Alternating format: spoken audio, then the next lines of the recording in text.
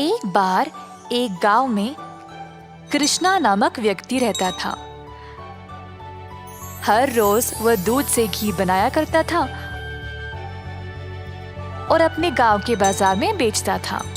यही थी उसकी रोजी रोटी कमाने का जरिया। अपने शुद्ध और मजेदार घी के लिए कृष्णा बहुत मशहूर था। घी ले लो, शुद्ध देसी गाय का घी ले लो, घी ले लो, घी ले लो। एक दिन एक मिठाई वाला सुंदर ने कृष्णा को बुलाया और 1 किलो घी के लिए मांगा। कृष्णा गया उसके पास। कृष्णा भाई, मुझे 1 किलो घी चाहिए।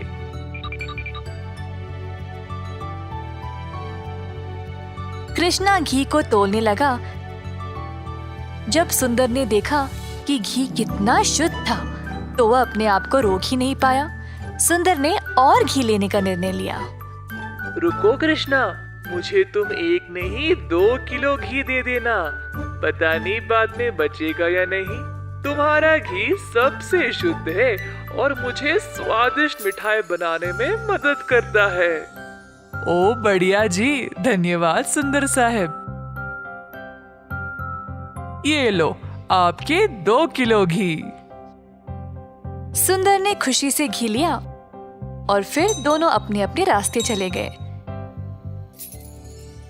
जैसे कृष्णा चलता गया, गांव के लोग उसको एक एक करके घी खरीदने बुला रहे थे। दोपहर तक सारी घी बिक चुकी थी क्योंकि वो घी था ही इतना स्वादिष्ट।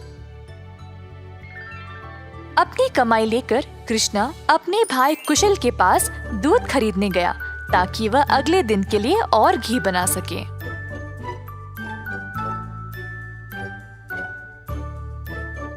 हर रोज कुशल देखता था कि उसका भाई बहुत घी बेचकर अच्छा पैसा कमा रहा था और उसका कारोबार दिन पे दिन और भी ज्यादा बढ़ने लगा। भाई, मुझे 5 लीटर दूध चाहिए घी बनाने के लिए। ओह, अभी तो मेरे पास नहीं है 5 लीटर। क्यों ना तुम शाम को आ जाओ, मैं तुम्हारे लिए बाजू में रखूंगा। कृष्णा के निकलने के बाद कुशल की पत्नी उसके लिए पानी लेके आई। देखा कमला, कृष्णा की तो किस्मत ही बदल रही है। दोपहर में ही इसने सारी घी बेच डाली और दूध के लिए वापस आया था। आप तो सारा दूध इनको ही दे देते हो ना, क्यों ना इस बार आप दूध में थोड़ा सा पानी मिला के दो। इस तरह हम भी ज्यादा पैसा कमा सकते हैं। कुशल ने अपनी पत्नी की बात मान ली और शाम को जब वह गाय से दूध निकालने गया तो उसने दूध में पानी डालकर कृष्णा के लिए बाजू में रखा। अब कुशल रोज यही करने लगा। धीरे धीरे वह पानी की मात्रा और भी बढ़ाने लगा। अब कृष्णा इस बात से अनजान समझ नहीं पाया कि उसकी घी की शुद्धता दिन पे दिन कम क्यों होती जा रही। इस वजह से उसके बहुत सारे ग्राहक भी कम होते गए। अब कृष्णा दूध की गुणवत्ता को जांचना चाहता था तो उसने दही जमाया। जब दही जमा तो उसने ऊपर इतना सारा पानी देखा। शायद गाय की सेहत ठीक नहीं है, इसीलिए अच्छा दूध नहीं दे रही होगी। मैं कुशल को ये बात बोलता हूँ। जब कृष्णा कुशल के घर गया तो उसने अपने भाई और उसकी पत्नी को दूध में पानी मिलाते हुए देख लिया। अब उसको समझ आ गया कि उसकी घी की शुद्धता इतनी कम क्यों हो गई थी। ना जानते हुए कि वह क्या करे और बिना कुछ कहे कृष्णा वहां से निराश होकर चला गया। अब कृष्णा ने अपनी कमाई से 2 गाय खरीदे और खुद दूध निकालना शुरू किया। अब फिर से कृष्णा अच्छी वाली शुद्ध घी बनाने लगा। कृष्णा ने अपनी एक छोटी सी दुकान खोल ली जहाँ पे वो शुद्ध देसी घी बेचने लगा। उसी समय सुंदर उसके पास आया और बोला, हाय कृष्णा, पिछले कुछ दिनों से घी कुछ ठीक नहीं है। मेरे मिठाइयों के लिए अच्छे ग्राहक थे, केवल आपकी शुद्ध घी की वजह से। उम्मीद है अब आप अच्छा घी बना रहे हो। मैं चाहता हूँ कि मेरे ग्राहक वापस आ जाए। आप ये 2 गाय देख रहे हो, ये मैंने ही लाए हैं अब खुद दूध निकालने। अब से मैं ही दूध निकाल रहा हूँ, तो आज से घी भी सबसे बढ़िया मिलेगी। जैसे दिन बीतते गए, अब कृष्णा से और लोग घी खरीदने लगे। कुछ ही दिनों में कृष्णा ने और गाय खरीदे।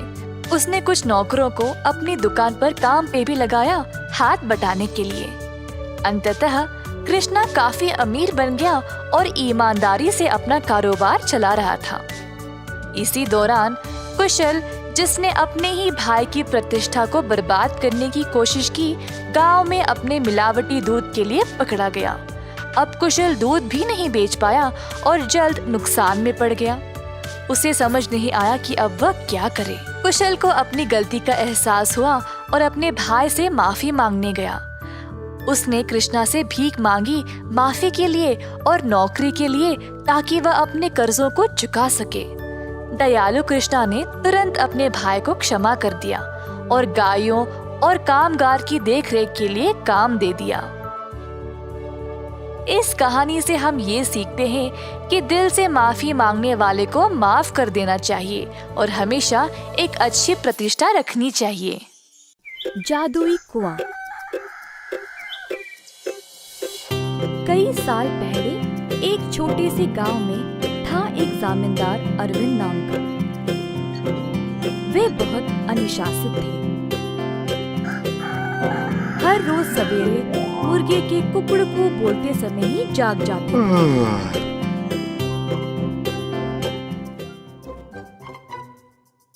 फिर अपने नौकरों को जगा के उन्हें काम पे भेजते थे। चंद्रा और सूरी नामक 2 मुलाजिम जमींदार के लिए काम पे नए नए आए हुए थे, परंतु वे दोनों काफी आलसी थे और सवेरे उठ के खेत में जाना उनके लिए बहुत कठिन लग रहा था। दोनों एक कुएं के पास सोते थे। एक दिन चंद्रा ने सूरी से कहा, हाय रे, हर रोज सवेरे जाग के जाना बहुत ही कठिन काम है ना। सूरी को भी ऐसा ही लगा। हाँ चंद्रा, परंतु हम करे तो क्या करे, मुर्गे के कुकड़कू से ही जमींदार जी जाग जाते हैं। अरविंद जी ने इन दोनों का व्यवहार ध्यान से और चुपचाप से जांचा। आखिरकार उन्होंने एक दिन उन दोनों को सबक सिखाना चाहा।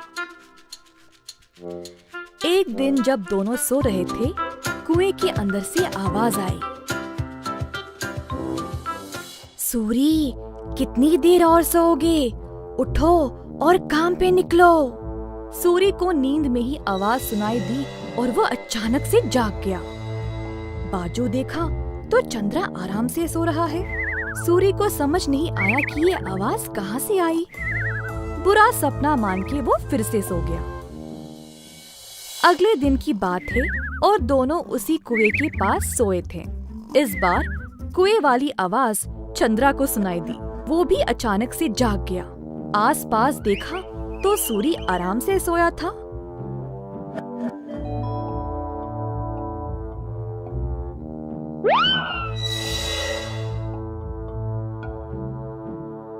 कोई बुरा सपना था शायद, ऐसा सोचकर वो भी फिर से सो गया। अगले दिन जब वे दोनों फिर से वहीं पे सो रहे थे, अचानक से एक खतरनाक आवाज सुनाई दी। दोनों एक साथ जागे और डर गए, एक दूसरे को देखने लगे। भाई सूरी, आपको भी सुनाई दिया क्या? हाँ चंद्रा, मैं बहुत डर गया और ये कोई बुरा सपना भी नहीं है। ये भयानक आवाज इस कुएं से आ रही। मैं काम पे निकल रहा हूँ, तुम्हें आना तो आओ। रुको रुको, मैं भी आऊंगा। उस दिन दोनों ने बहुत मेहनत से खेत में काम किया और दोपहर में भोजन के समय जमींदार जी के पास आए। खाना खाते समय दोनों की शक्ल पे सिर्फ परेशानी लिखी हुई थी। जमींदार जी ने पूछा कि हुआ क्या। चंद्रा और सूरी ने सारी घटना सुनाई। ये सुनकर जमींदार जोर जोर से हंसने लगे। सुनो तुम दोनों, वो कोई भूत या बुरा सपना नहीं था। मैंने देखा कि तुम दोनों कुछ ज्यादा ही आलसी थे, इसीलिए तुमको सबक देना चाहा। कुएं के पास वो मैं ही था जो आवाजें निकाल रहा था। अब आई समझ। अब से ये सुस्ती छोड़ो और ठीक से काम करो। उस दिन से सूरी और चंद्रा ने अपनी आलस्य छोड़ा और खेत पर पूरी मेहनत से काम किया। अच्छे से अपनी रोजी रोटी कमाई और खुशी से जीवन बिताया। एक बार गोपी नामक एक किसान रहता था।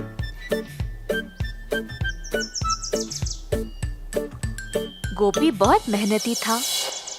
सब लोग उसको पसंद करते थे और उसके साथ अच्छा व्यवहार करते थे।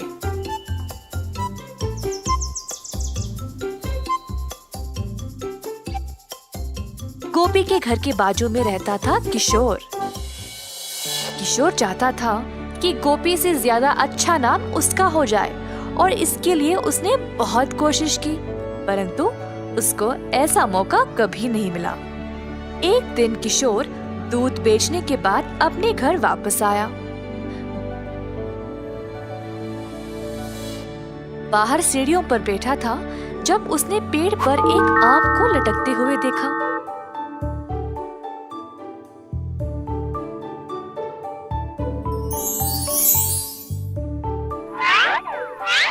उसने आम को तोड़ा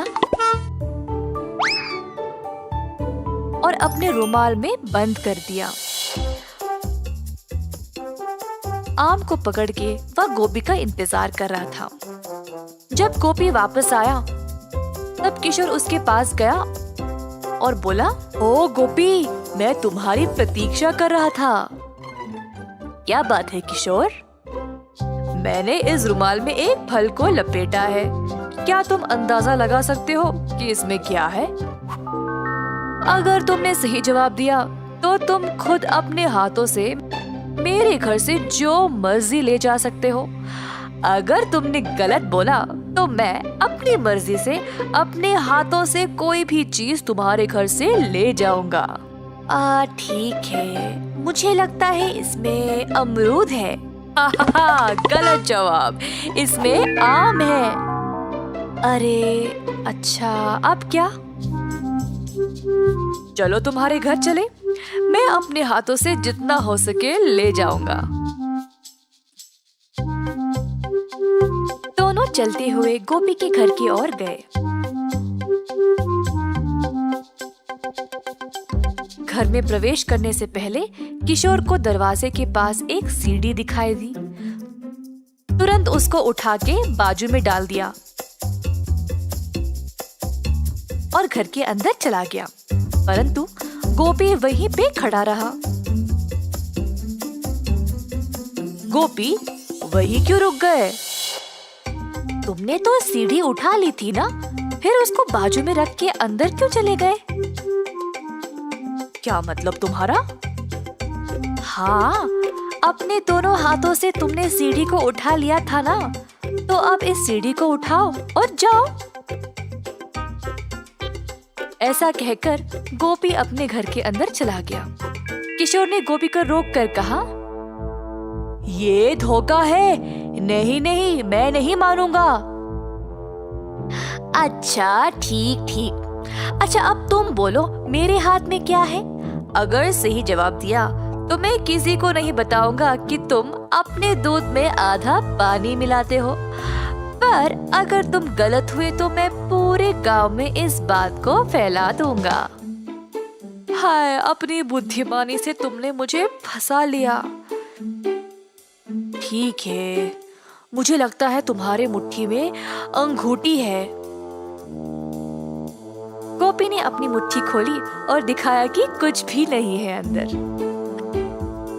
हाहा, मेरी मुट्ठी खाली है, तुम हार गए।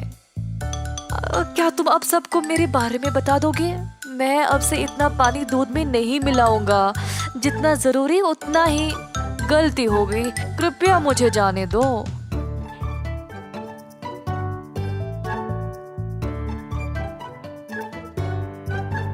इस कहानी से हम ये सीखते हैं कि आत्म अनुशासन के बिना सफलता असंभव है। बंदर मामा। एक दिन बंदर मामा गहरी नींद में सोया था जब एक मीठी सुगंध ने उसे जगाया।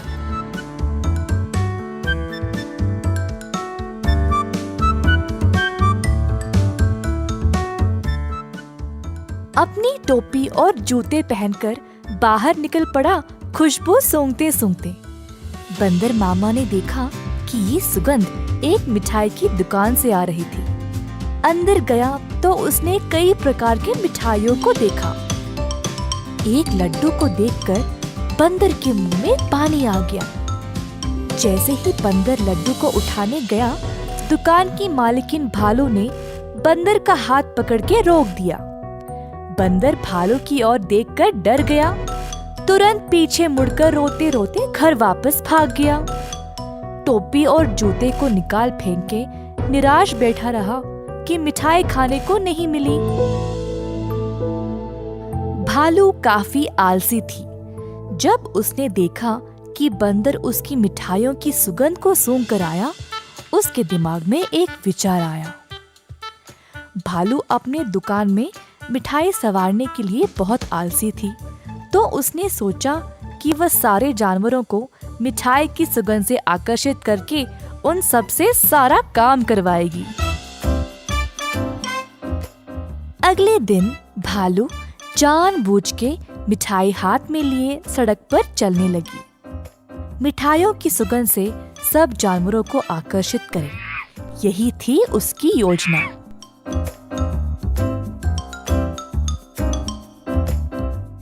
खुशबू फिर से बंदर मामा तक पहुंच गई। इस बार बंदर मामा से रहा नहीं गया और उनका जी ललचाया।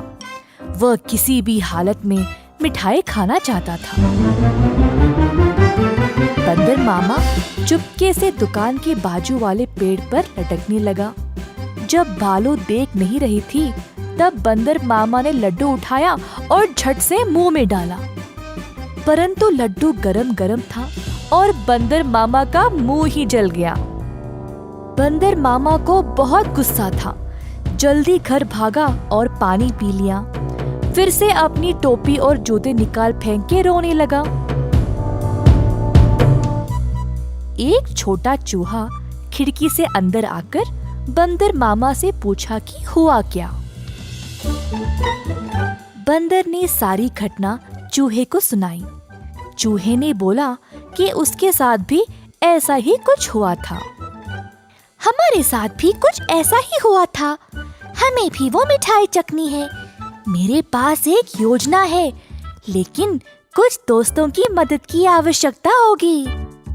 चूहा जल्दी से गया और कुछ दोस्तों को लेकर बंदर मामा के घर वापस आया। चूहे की योजना के अनुसार सारे जानवर दुकान के खुलने से पहले ही वहां पहुंच गए। दुकान के पीछे के रास्ते से एक सुराख बनाया और अंदर घुस गए।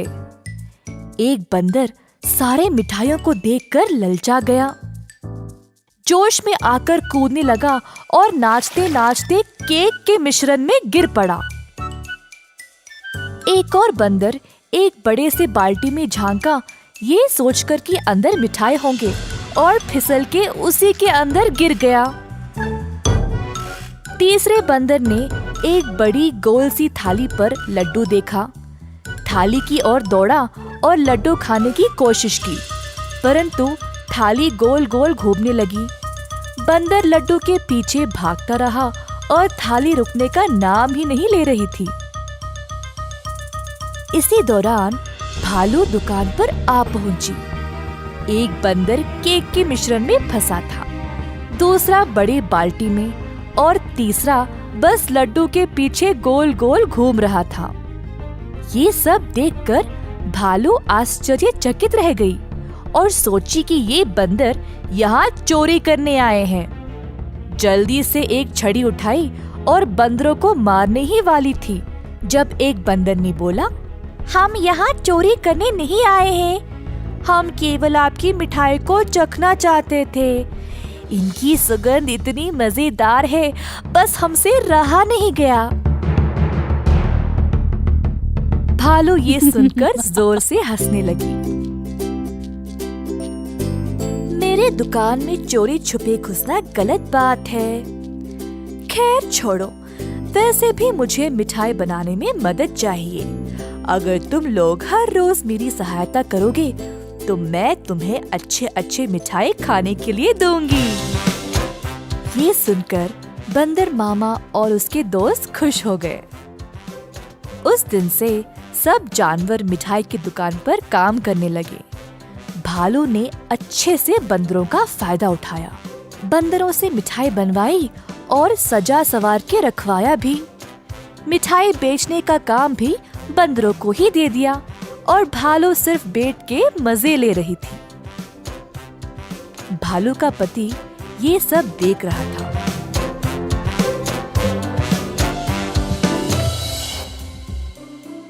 तुम तो रोज इतना काम करती हो, परंतु आज आराम से बैठकर मिठाई खा रही हो। दुकान भी बंदरों से भरा पड़ा है। ये क्या हो रहा है यहाँ पे? बंदरों ने मेरा काम आसान कर दिया है। वे खुशी खुशी सारा काम कर रहे हैं और बदले में मुझे ज्यादा कुछ देने की आवश्यकता भी नहीं। बस दिन में एक एक मिठाई देके काम चला रही हूँ। बंदर मामा कोने में इन दोनों की बातें सुन रहा था और ये सब जानकर उसे बुरा लगा। बंदर को एहसास हुआ कि भालू उसका और उसके दोस्तों का इस्तेमाल कर रही थी। बंदर मामा आगे आया और बोला, भालू जी, हमें आपकी मिठाई बहुत ही ज्यादा पसंद है, परंतु आप हमारी इस कमजोरी का फायदा नहीं उठा सकती। ऐसे स्वार्थी बनके किसी को इस्तेमाल करना गलत बात है। आपको दिखता नहीं हम सब यहाँ कितना मेहनत कर रहे हैं। अंत में भालू को अपनी गलती का एहसास हुआ और सुधार लाना चाहा। उस दिन से भालू और उसका पति दोनों दुकान पर जाकर बंदरों का हाथ बटाने लगे और सही पगार भी देने लगे। बंदर मामा खुश था कि भालू ने उसकी बात मानी और अपने व्यवहार को बदल डाला।